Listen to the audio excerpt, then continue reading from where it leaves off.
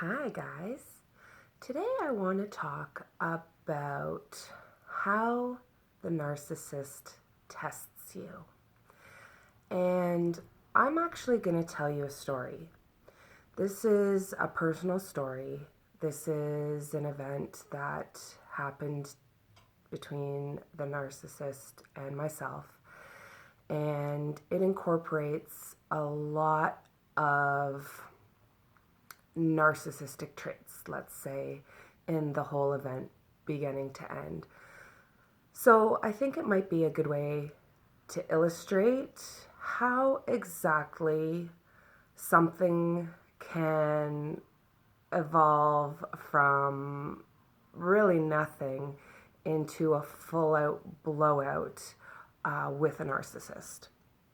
So some of the content of the story, it may be triggering to some of you, so I just wanted to warn you ahead of time. There's no real violence or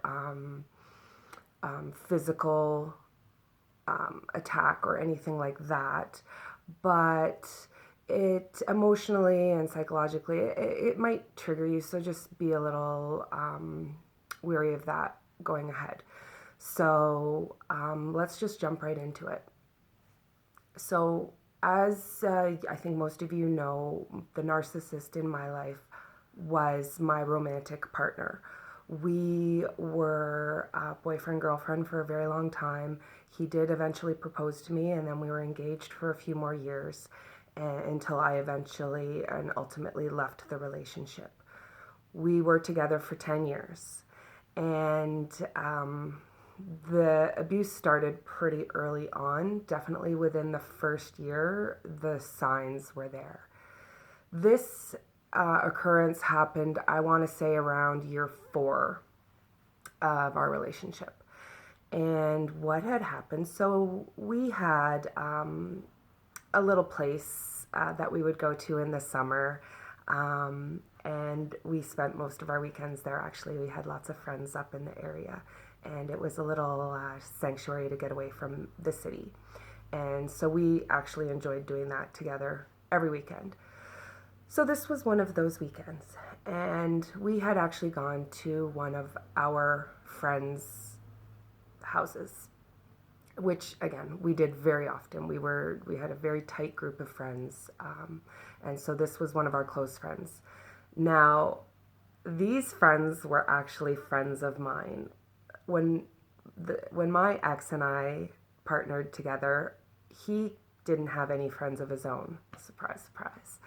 And all of the friends in our circle actually came from my past, and they were my friends first, and he became friends with them. So the particular people in this story I have known for most of my life. In fact, the one guy that I'm going to talk about specifically, I had known since I was 10 years old. So we're at a bonfire, and there's probably half a dozen people, and we're just all chatting and having drinks, and it's a good time.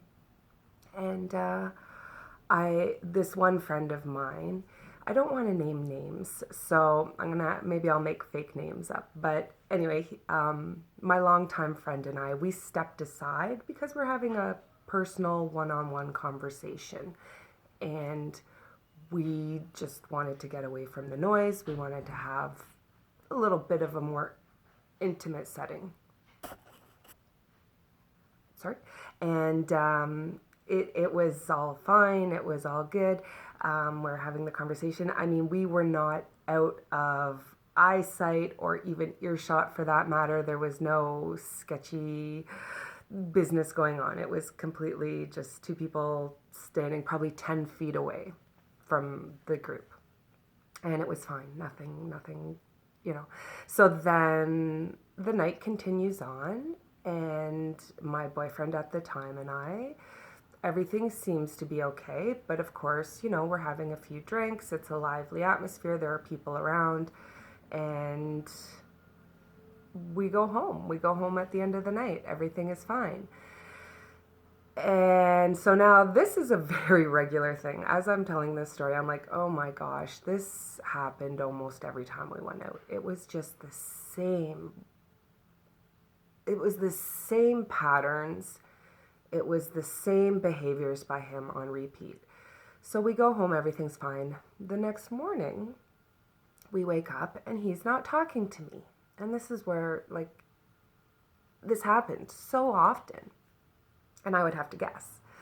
So now we would wake up and he would just be giving me a general attitude. It would just be one word answers, not looking at me, getting away from me, like avoiding me. If I would walk in the room, he would walk to another room, completely distancing himself from me. And, with my ex, he was not subtle. Like, he was the type of guy, if he was happy with you, if he was in a good mood, you knew it. If he was angry with you and he was upset, you knew it. There was no, is he mad? Isn't he mad? He made it very, very known when he was upset. So this was what was happening this morning. So with a narcissist, they like to keep you guessing. They want to keep you on your toes. And so in my head, I am basically running through the entire night now. Who did I talk to? What did I say? Did I drink too much? Did I laugh too hard? Did I make an inappropriate joke? Did I embarrass him? What did I do? And this is, again, I went through this routine so many times. I couldn't even count how many times I went through this. And I would ask him, what's wrong? Why are you upset? Usually no answer. Or if I did get an answer, it would be like, well, you should know. Or he'd just look at me, are you kidding me? And the faces he would make, like, I can't even replicate them. They were just so harsh and disgusting. And that narcissistic smirk that you read about, that's what I would get. So I would now spend the day catering to him to try to get him out of this mood. I'd make him food. I would baby him, ask him what's wrong, what can I do for him, be affectionate with him. I would try to have sex with him even, just to try to make him happy, make him like me again. And nothing worked. So this particular day, the day is going on and on and on, and it's getting late in the day. And so it's, we both work hard. We both enjoy getting away for the weekend. This is my weekend, so this would probably be a Saturday. We probably had the party on the Friday night. So now my entire Saturday, which I value greatly, is ruined. I'm not spending it with my boyfriend the way I want to be, in that loving, fun, happy environment. I'm feeling shut out. I'm feeling so little. I'm feeling so belittled.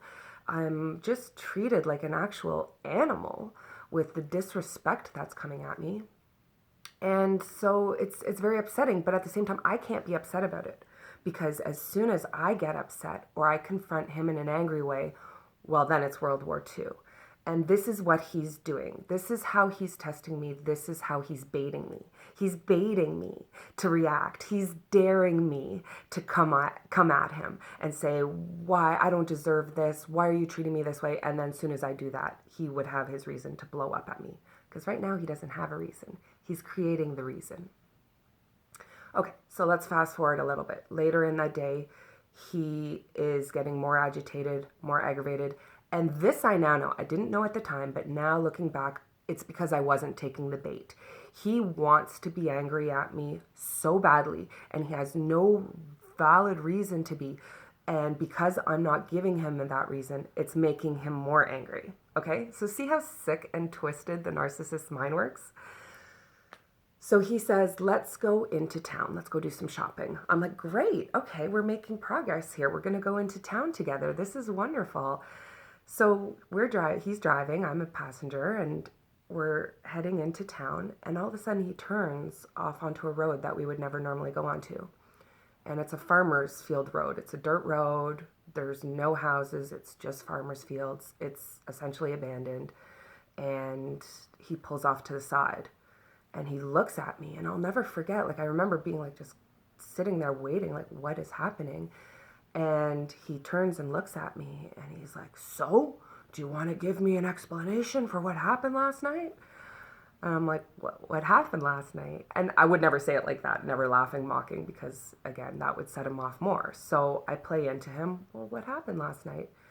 And he's like, you and so standing by the fire talking, blah, blah, blah. I'm like, what? I'm like, okay, we didn't do anything. We had a conversation. So his whole issue was because I had a conversation with a male that he was not involved in. Even though he knows this male very well, they've been friends for as long as we've been together, 3 or 4 years. He knows that I've known this male since I was 10 years old, and we've only ever had a platonic friendship. You know, it's not like we ever had a romantic history or anything. We were just friends. And we were with groups of friends. You know, we weren't hiding around a corner. I told him what we were talking about. We were talking about probably knowing him, like aliens or stars and moons, like some just fun stuff, you know. Nothing, no gossip, no personal stuff, just having a conversation. But that was so threatening to him. So the narcissist is so threatened. Their ego is so fragile that something as simple as me having a conversation with somebody else is a narcissistic injury to him. So that's the narcissistic injury, was a perceived threat of me being perhaps unfaithful or embarrassing him or crossing a line in our relationship. Now, I'm talking about having a conversation with somebody else. That's how simple it could be. And that's how simple it was many, many times.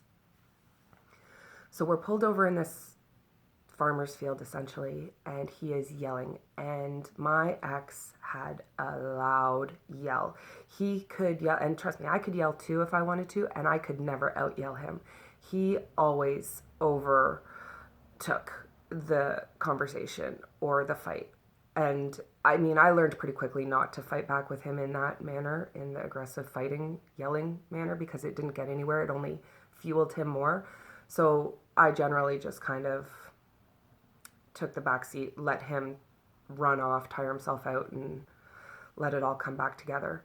So he did this. He yelled, he threatened me, he accused me, he called me names, he berated me, and he was waiting for me to admit I had done something wrong, which often I would. A lot of the times, even though I knew I didn't do anything wrong and I didn't feel I did anything wrong, I would admit and apologize to him just to give him what he wanted so he would back off.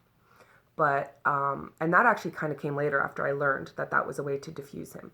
This was still early enough on where and you know, it's funny, I really wish I would have stuck more with my scruples, and I did in this case. And I was like, I didn't do anything wrong. I'm not sorry. I don't take it back. I make no apologies for what I did. And that answer was not what he wanted to hear. He said, that's fine. We're going home. We're packing up and I'm driving you home. Which is funny because I remember him using those exact words, I'm driving you home. Because in a previous story he had told me with his ex-girlfriend before me, I remember him using that same phrase. I told her I was going to drive her home. I'm like, okay. I'm like, fine, let's go home. If I have crossed a line for you, if this is a deal breaker, then let's end it. Let's go home, drop me off, and we'll be done. That relationship will be over because, and honestly, looking back, I really wish it was. I would have been so much further ahead of the game. So we go back, we pack up our stuff, including my 2 cats, everything, pack up the little truck, and we start driving. And I'm just sitting there, quiet, just like, kind of in disbelief in my head. I'm like, this, like, I just couldn't wrap my head around it. What is happening? Why is this happening? Why is he doing this? Why is he ruining our weekend? Why is he overreacting? Why won't he listen to me? And so we're driving and he stops at the gas station, right? Just a mile down the road, basically. And he gets out, goes into the store, comes back out and sits and looks at me and he's like, so are we doing this? And I'm like, I guess so. Like, I mean, if this is what you want to do. And he's like, well, I don't really want to go all the way home, blah, blah, blah, blah, blah. And I'm like, okay. And so he turned around and we went back. unpacked my 2 cats and all of our stuff and pretended nothing happened and carried on with our weekend. And I was so disturbed, so very disturbed by this occurrence that, and so confused because this was one of the first really big ones where it kind of incorporated everything, the rage, the threats, the intimidation. He was always trying to intimidate me with the yelling and the overbearing me and just trying to act big and tall and threatening me to, we would never go up there again, or I'd never go up there again, and or we would break up, the relationship would end. And he was bluffing. And what I didn't know is that I basically called his bluff. So I want to keep